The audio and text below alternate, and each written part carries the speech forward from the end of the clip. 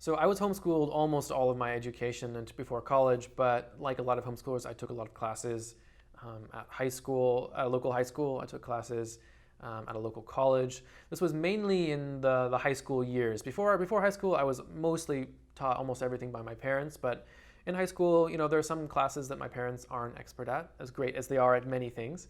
So I took, for instance, like there was a local high school had a great Latin teacher, and I had been taught Latin by my mom, but she's not a Latin expert.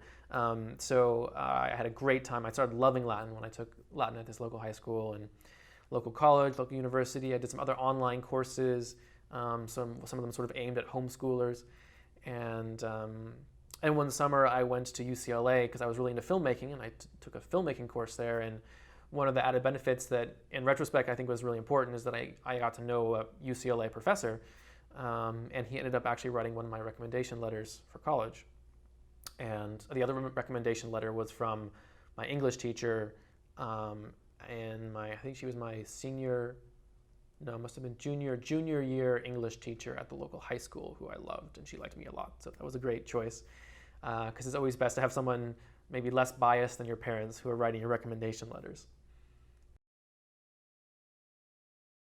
I think probably the biggest piece of advice I'd give to a homeschooler working on their college application is that you need to think about, in your application, what things can you demonstrate that you've learned. So for instance, for me, I took a bunch of classes at a college or a high school, and so I had a transcript and I had grades sort of to prove that I had learned those things. But there are a lot of things that my parents really taught me on their own and had sort of figured out on their own, and so they didn't really give me a test, and I couldn't really verify in some way that really makes sense to a college admissions person. So for those things, for those areas, I was thinking about how can I demonstrate. So in one way was that I had built this cool science project, so I took photos of it and I made sort of a report about that, and I actually included that in my college application. And that was a way to show that I had learned some science, not just that my parents said I had learned some science. And the other way was with my essays. So one of the things that I had learned a lot from my parents, particularly in my homeschool life curriculum, was that I learned a lot about history and literature, and I had read a lot of books, and I loved reading.